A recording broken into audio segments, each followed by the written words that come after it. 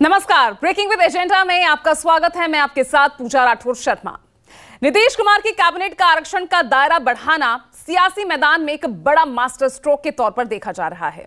2024 लोकसभा चुनावों से पहले बिहार के सीएम नीतीश कुमार ने ये तीसरा बड़ा दांव चला। सबसे पहले उन्होंने एनडीए के खिलाफ सभी विपक्षी दलों को एक करने की पहल की, जिसके बाद कांग्रेस के नेतृत्व में इंडिया गठबंधन दल बना। दूसरा मास्टर स्ट्रोक, बिहार में जातीय जनगणना कराकर नीतीश ने सियासी गलियारों में हलचल मचा दी और अब नीतीश कुमार ने आरक्षण बढ़ाने का फैसला लेकर तीसरा बड़ा ये दांव चल दिया है। तो क्या है नीतीश कुमार के 75% आरक्षण का फॉर्मूला, इस पर भी सबसे पहले एक नजर डाल लेते हैं। तो नीतीश का ये 75% आरक्षण फॉर्मूला नीतीश कैबिनेट के आरक्षण बढ़ाए जाने के प्रस्ताव पर देखिए किस तरह से यहां पर मुहर भी लग गई है। तो हम आपको यही समझाने की कोशिश कर रहे हैं। नीतीश कैबिनेट अब आज बिहार विधानसभा में बिहार आरक्षण बिल को ही पेश करने वाली है। जाति गणना रिपोर्ट पेश करने के बाद आरक्षण बिल 2023 आज विधानसभा में पेश होगा। नीतीश कैबिनेट से पास बिल में नए सिरे से आरक्षण देने का फैसला लिया गया है। अनुसूचित जाति को 16% से बढ़ाकर अब आरक्षण 20% देने का फैसला किया गया। इसके अलावा अनुसूचित जनजाति को 1% से आरक्षण बढ़ाकर 2% करने का फैसला लिया गया। ईबीसी के लिए 25%, ओबीसी के लिए 18% और ईडब्ल्यूएस के लिए जो 10% था उसकी सीमा उतनी ही रखी गई। तो नीतीश कैबिनेट ने कुल मिलाकर 60% आरक्षण को बढ़ाकर अब 75% करने का फैसला किया है। तो चलिए, अब आज का दिन बेहद अहम होगा क्योंकि आज बिहार विधानसभा में यह बिहार आरक्षण बिल को पेश किया जाएगा। कैबिनेट की मुहर ऑलरेडी लग चुकी है, तो आज का दिन बहुत बड़ा होगा जब सेकेंड हाफ में यह बिल यहां विधानसभा के पटल पर रखा जाएगा। सबसे पहले मैं पटना ही रुक कर रही हूं। तो सौरभ, आज तो बड़ी तस्वीर वहीं से आएगी, इतिहास रचने जा रहा है आज तो बिहार विधानसभा में।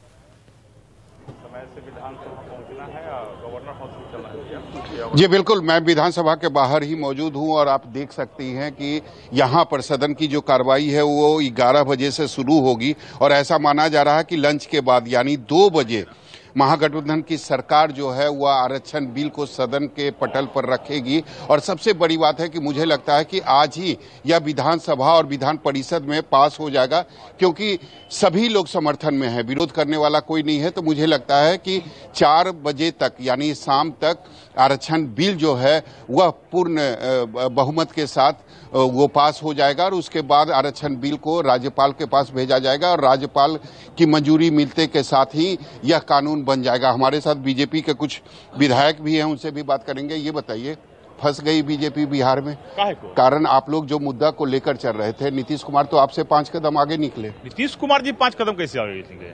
नीतीश कुमार जी तो जो है आज तक बिहार में और देश के इतिहास में नहीं हुआ वो ऐसा कुकर्मित बात कर दिए, इसलिए कई कदम और कई पीढ़ी पीछे चले गए।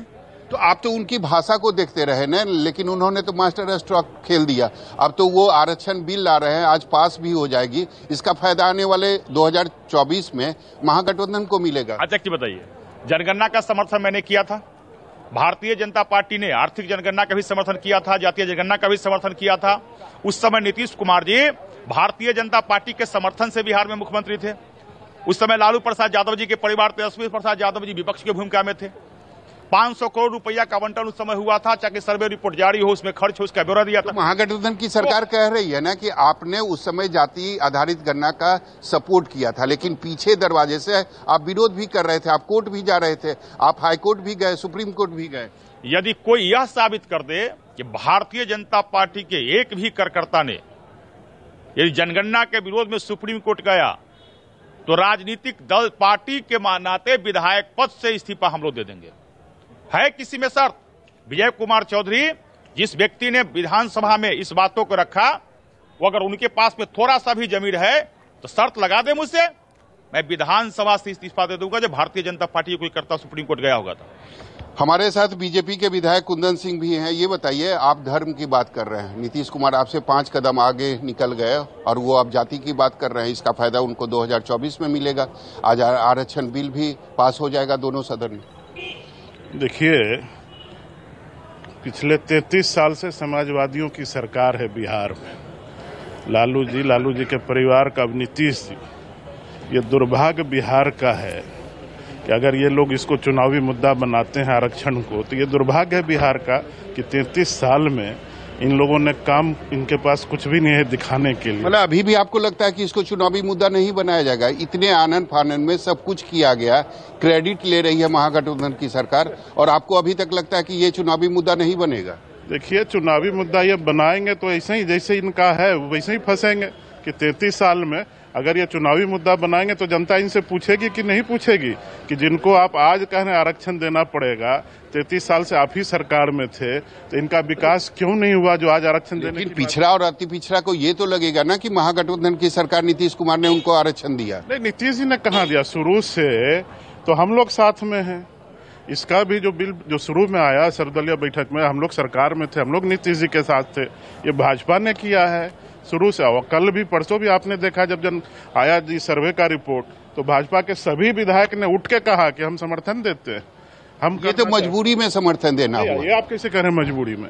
जब मंडल कमीशन आया उस समय भी भाजपा के लोगों ने ही दिया था समर्थन। केंद्र में बीपी सिंह की सरकार थी, उस समय भी भाजपा के लोगों ने दिया समर्थन। तो शुरू से तो हमने दिया है। कर्पूरी जी की सरकार हमने बनाया, लालू जी पहली बार मुख्यमंत्री हमने बनाया। तो मजबूरी हमारी, उनकी मजबूरी है कि उनके पास काम दिखाने के लिए नहीं है, तो आज वो अपना आरक्षण ला के कैसे भी बने रहे, कुर्सी पर बचे रहे, अगर इसको चुनावी मुद्दा बना। आज आप लोग राजभवन मार्च भी करने वाले हैं? निश्चित रूप से जिस प्रकार से बिहार के मुख्यमंत्री जी ने बयान दिया है, एक रोड छाप गुंडा भी उस प्रकार का बयान नहीं देता है, वैसा बयान उन्होंने दिया। और हम तो यह कहेंगे जे उन्होंने एक बलात्कारी मुख्यमंत्री जिसने लोकतंत्र का बलात्कार किया है वैसा बयान दिया है। मुख्यमंत्री जी को तो थोड़ा सा भी संवेदना है तो उनको मुख्यमंत्री पद से इस्तीफा देना चाहिए और कहीं मठ में जाकर उनको आराम करना चाहिए। आपके हाथ में पंपलेट है, क्या लिखा है इसमें? देखिए, भारतीय जनता पार्टी सबका साथ सबका विकास की बात करती है। हम तो सबकी विकास की बात करते हैं, लेकिन बिहार सरकार को मैं आईना दिखाऊंगा आज कि आप जो आरक्षण ला रहे हो उस आरक्षण का भारतीय जनता पार्टी समर्थन करती है। लेकिन कैसा आरक्षण है? बिहार सरकार जो है, या नीतीश और तेजस्वी की सरकार जो है, दलित विरोधी है। प्रमोशन में आरक्षण, अभी उन्होंने कैबिनेट के बैठक पिछले लाके प्रमोशन में आरक्षण दे दिया। और बिहार में जितने राजकर्मी है जो अनुसूचित जाति समाज का है, ये SC ST समाज का है, उनको प्रमोशन में आरक्षण रोक दिया। ये सरकार से मैं बात कहूंगा कि आप जो है प्रमोशन में आरक्षण क्यों रोक दिए हो? प्रमोशन में आरक्षण लागू करो, नहीं तो अब वास्तव में दलित विरोधी हो। और जो आरक्षण और समाज का देने आप दे के लॉलीपॉप दिखा रहे हो, वो तो बाबा साहब डॉक्टर भीमराव अम्बेडकर ने वो तो संविधान में ही दिया है। लेकिन जो तुमको देने वाला है वो तो आपने प्रमोशन में आरक्षण रोक दिया है। बिहार में अनुसूचित जाति समाजों को, अनुसूचित जनजाति समाजों के जो सरकारी कर्मचारी है, आज तो बैक फुट पर चला गया। आप केवल वोट की राजनीति करते हो।